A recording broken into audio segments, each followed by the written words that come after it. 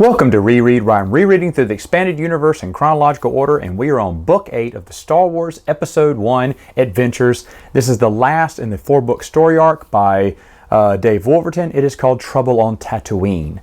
Well, Anakin and friends, most of his friends have been captured. Kitster's been captured, and I didn't realize this was like a origin story for Kitster. It talks about how he got sold into slavery. He has a memory of his dad. His dad used to carry a bracelet, had a scar on the side of his face and stuff, but was a kind man. And it was kind of a weird opening because I don't remember Kitster having a little origin story about before he was a slave. Well, then Kitster wakes up from his dream that he's had since he was a kid, of course, of his dad. And they are all captured by the Hutt. They're going to be executed. No one really, Gardula doesn't know who he is because she has tons of slaves. So one little slave doesn't, she didn't know that was hers. So his identity isn't exactly blown in a way. But now it's just Anakin's left. And Anakin goes to Jira and says, how can I help them? So they come up with a plan for him to come back in there, sneak back in there, and free his friends. Now, while he's doing that, he comes across some space pirates. The space pirates are talking about some buried treasure. Well, of course Anakin needs buried treasure, right? They got to pay off the guy who has agreed to take the Ghostling children and Dorn now, since he's been exposed. Jabba wants him dead. And their other friend, Jayla, I don't care anymore. Pala, that's her name. But Anakin knows where that treasure is, and as the pirates leave, he sneaks in there and gets it. He just fills his pockets, Jawa pockets, with a few coins, and then gets busted, has to outsmart the pirates and get away from them, while at the same time getting away from the guards and Sebulba and his henchmen to, of course, free the children, free Kitster and all his friends. And they go running off to see the guy at the landing pad who's going to lift them all up. And he goes, okay, do you have the money? And Jira's like, oh, we're kind of short. But Anakin goes, no, I got money. And he brings out tons of money, which is just enough for them to. But they said the guy is really kind. He doesn't count the money. He just fills the bag and goes, that'll be enough. He goes, okay. And he looks around and he's like, well, it looks like I can fit all of you in there. Now, what had happened previously is Dorn, there was an injured Ghostling. Something happened and the Ghostling got hurt and couldn't walk. I don't know if they broke a bone or whatever. Remember, they're brittle.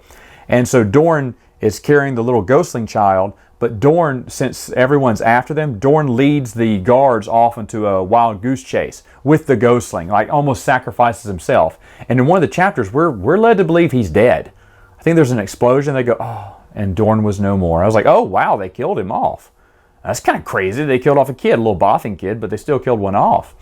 And then, of course, toward the end, nope, here comes this land speeder with its headlights out. They think it's a trap.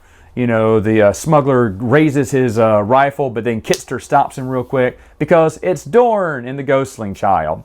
Now there's not enough room for everyone. Just to let you know, Anakin had already volunteered to stay on Tatooine because there is enough room for him to squeeze in, however, without Dorn and the Ghostling kid. However, he's not going to leave his mom.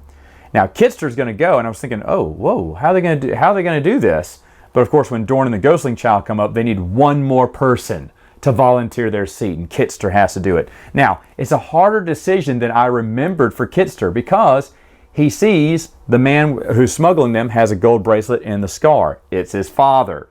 Now, he doesn't reveal that to his father, but they start calling, you know, in the book, it starts referencing this smuggler as Kitster's father. And Kitster wants to tell him, but at the same time, he's like, no, because if I tell him, he's not going to leave without me. He's going to throw one of the Ghostling kids out, or Paula, or Dorn, and they really need to go because their identity's been blown. So he does the right thing and he's quiet, but hopefully one day he'll see his dad again. This is a story plot line that has never been picked up before. It's never been mentioned before, and it's kind of wild. And I almost now want to ask Dave Wolverton, was there something else? Did he have an idea to wrap up this story in another Scholastic novel down the road? Hopefully. Did he have an idea of what he wanted to do? Because it is kind of weird. Kitster's his best friend. He's kind of left on, you know, Tatooine all by himself, and now what happens? Anakin goes off to be a Jedi. He does leave his mother after all, you know, so leaves Kitster all alone. I don't know.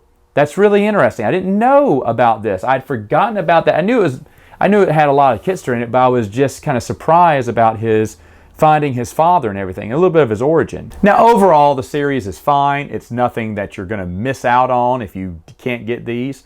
But it's a great story. It's Dave Wolverton, so he does his best with a children's novel, and that's good enough for me. Now, there's one more story arc that I'm going to talk about, but I'm going to talk about that, next time.